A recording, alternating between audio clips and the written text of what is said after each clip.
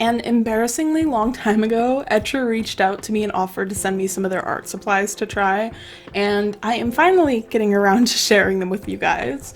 I do say embarrassingly long because that is absolutely the case. They sent me these supplies in 2022, so it has shamefully almost been 2 full years that I've had these. They sent them to me right before some stuff happened in my personal life and my mental health just absolutely ate shit. So it has been a hot minute. They were super patient with me though, and I've reached out to them a couple of times and they've always been super pleasant and super easygoing. So everyone blow a kiss to the people of Etchr because they were so sweet. As you can see, they sent me 3 separate products. They sent me their 12-pan set of pearlescent watercolors, a cold press sketchbook, and a hot press paper pad. I wasn't sure what they were going to send me at the time, so I was really excited to see both paints and paper in this because I have heard such good things about Etchr and I've seen them in my local art supply store, and I had wanted to get my hands on some of their stuff for a while, so it was very kind of them to send me such a lovely selection of their products. I personally don't normally go for pearlescent colors very often.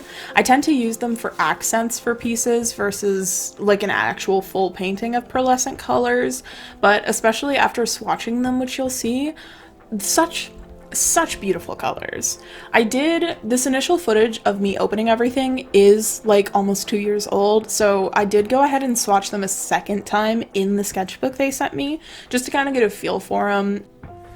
And then as far as the different kind of papers they sent me, like I said, they sent me a cold press sketchbook and a hot press paper pad. The difference between the two is, in my experience, cold press tends to be more textured versus hot press tends to be more smooth.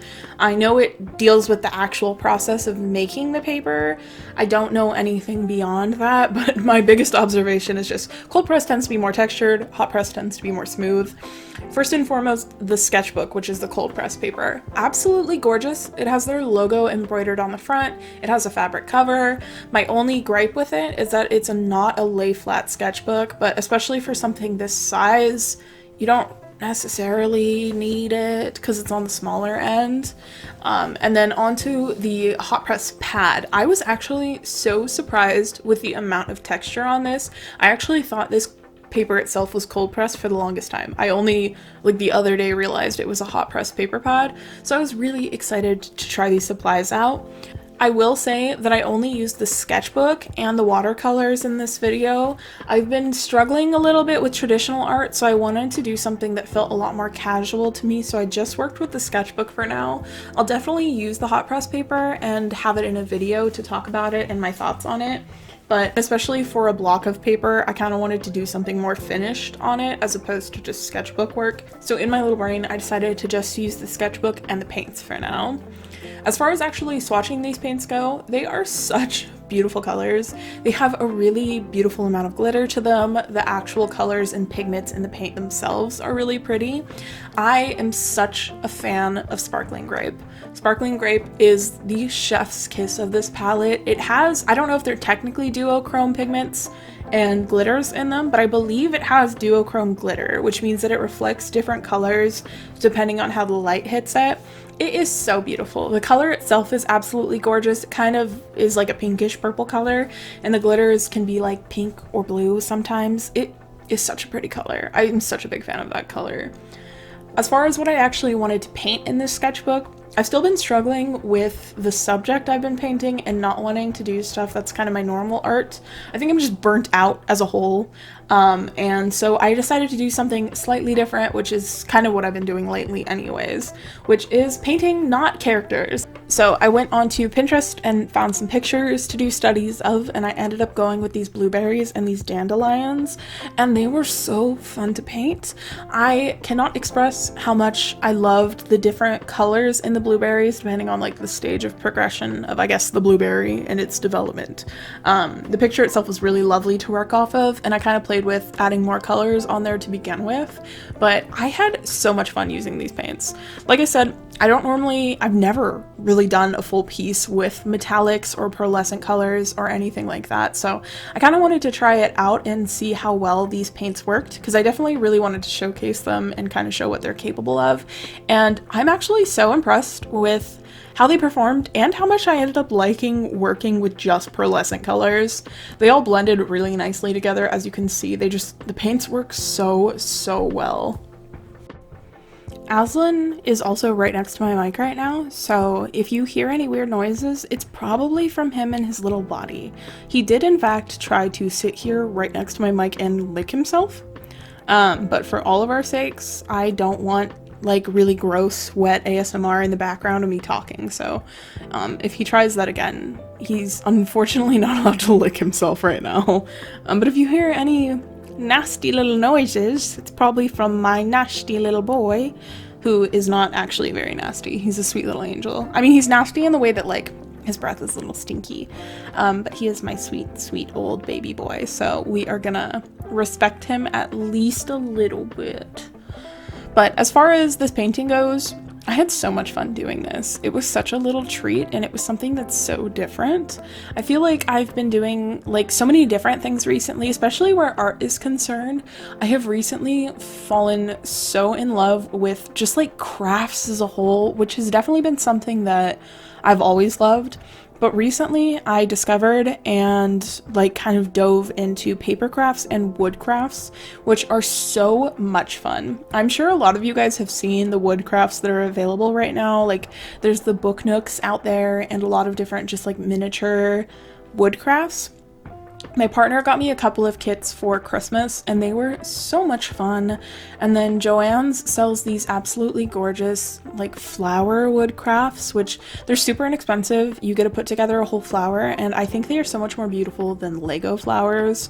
I love the concept of Legos, and the Lego flowers are so cool, but I always look at them and I'm like, I just want to put them together, but I don't want to like keep them because I think they don't match my aesthetic and my vibes that I want, and I do think they're a little ugly, just in the sense that it's a bunch of shiny plastic. So wood crafts have been so much fun, especially the flower ones I found, because I get that fix of putting together a lovely flower thing, but it's actually pretty, and I'm excited about displaying it, as opposed to the Lego alternatives.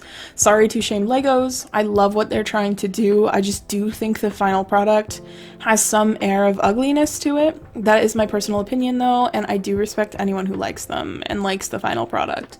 Just the shininess is definitely, for me at least, giving like a child's toy. Which is not to say that Legos are for children. I think Legos are for all ages. But anyways, I digress. But I've just been like doing like a lot of different stuff lately, I guess, both craft-wise and like art-wise, and it's been really nice. I know I mentioned in my last, I believe it was my last video or the one before that I've been getting really into audiobooks lately, which is continuing, and I'm having such a good time with it. It's so good for me because for a while there, I got really into true crime and listening to true crime videos on YouTube, and then I got into listening to podcasts, and I feel like audiobooks are the biggest step up from that I could possibly have, because there's so much long form content and long-term content of, especially just like even one book tends to be like 10 plus hours of an audiobook, which is so exhilarating for my brain. My therapist didn't intentionally, but definitely influenced me to listen to the Hunger Games trilogy and the prequel, and I have been like absolutely losing my mind over those. I recently finished listening to Songbirds and Snakes, which is the prequel, and I am flabbergasted by it. Like every time I saw my boyfriend, I would have to info dump my thoughts on him for like extended periods of time and tell him every single thought I had about the book, because it is so good. It is so good. I'm very invested in the Hunger Games series in my brain right now. I listened to the Ballad of Songbirds and Snakes, and then the other day I went to Target and I bought the physical copy because I want to be a little freak and I want to read it again, but the physical copy, and I want to annotate it, and I want to have many thoughts about it because it's so good. I have started reading more into the Court of Thorns and Roses series as well, which has been very lovely. I've been really enjoying books lately, y'all. It has been so stimulating for my brain. I wish I had more time to do things and like have hobbies and be able to sit down and physically read a book, because I do love actually reading physical books. I think it's lovely, and I've been having so many thoughts about the books I've been listening to lately that I really want to annotate them and have a place where I can just dump my thoughts and feelings. But I just like, I don't know, I don't have the patience, not the patience, I guess I don't have the time or the energy or the mentality to be able to sit down and read for hours on end. I feel like I'm having so many thoughts about other things I can be doing, which is why audiobooks are so good for me, because the entire time I was painting these, I was just listening to an audiobook and I was getting so stimulated, and it was so lovely. So good for me. The Libby app is my absolute favorite thing in the world, which I did mention last time I talked about listening to audiobooks. Is the Libby app is so good. You just you punch in your library card number and you have access to so many different audiobooks and ebooks that your library has in their catalog. It is so lovely, because other audiobook platforms are actually kind of garbage. I went down the rabbit hole of realizing how much Audible is kind of garbage, because so many other books you have to pay for with credits or money, whether or not you're a member of Audible. It's so stupid. I wish there was an audiobook platform that was subscription based, but you had unlimited access to anything that they have at all, versus the way Audible works. Just I want to consume more than what they're letting me consume, if that makes any sense. So I've been really enjoying that lately. That has definitely been my biggest thing. I've also gotten back into Animal Crossing. I've been playing it with my partner and it is so much fun. I restarted my Animal Crossing island at some point in the past, where it's not my original island that I made the very first time I played the game. And I never finished actually decorating and pathing my island, but we both got into playing it again recently, and it is so much fun. I feel like that's definitely a game that is nice to have someone to play with you, whether or not you guys are playing together or just parallel playing. It's so lovely. That's primarily what I've been up to lately. It's been so good for me. I feel like my interests have expanded to a lot of other things, which is really nice, because not even the past year, but the year before that was really rough for me in many aspects. But this past year has been so delightful and so lovely. I feel like last year was the year I was desperately trying to enter my bad bitch era, and I feel like I succeeded in that, which was really good for me. And now I'm finally in my tranquil, most happy phase of my life that I've ever been in, which is so lovely. I have so much peace. There is still chaos in my day-to-day life, but there is also so much peace, and it's so lovely. My mental health has been the best that it ever has been, probably in my entire life, which is something that I'm immensely appreciative of. It's really good for me. I've been really consistently happy, and I don't think I've ever experienced this before, so definitely was on the edge about it, being wow, I've been happy for a while. I wonder when this is gonna go away. And it just hasn't gone away. And my mental health has been the best it's ever been, and I've just been smooth sailing through life, which the downside is that time goes by so fast, and there's so much stuff I want to do, and there's so many hobbies I want to pursue, and I just simply don't have the time for them. And that part sets me off, because I'm man, I just want to live in a nice little house that I can decorate and paint, and I want to maybe go to work a little less and spend more time with my cats and be a homeowner. I want to be a homeowner so badly, but it's so unrealistic for me where I am in life. I'm blabbering. I just went off. Anyways, I just want to be a homeowner so bad, y'all. I have so many thoughts about being a homeowner, and it would be so good for me. And I could put up cat shelves everywhere. Oh, it would be so lovely. Back to the actual subject at hand, which was supposed to be about art. We just got a little sidetracked. I had so much fun with these paints, and I had so much fun with the sketchbook.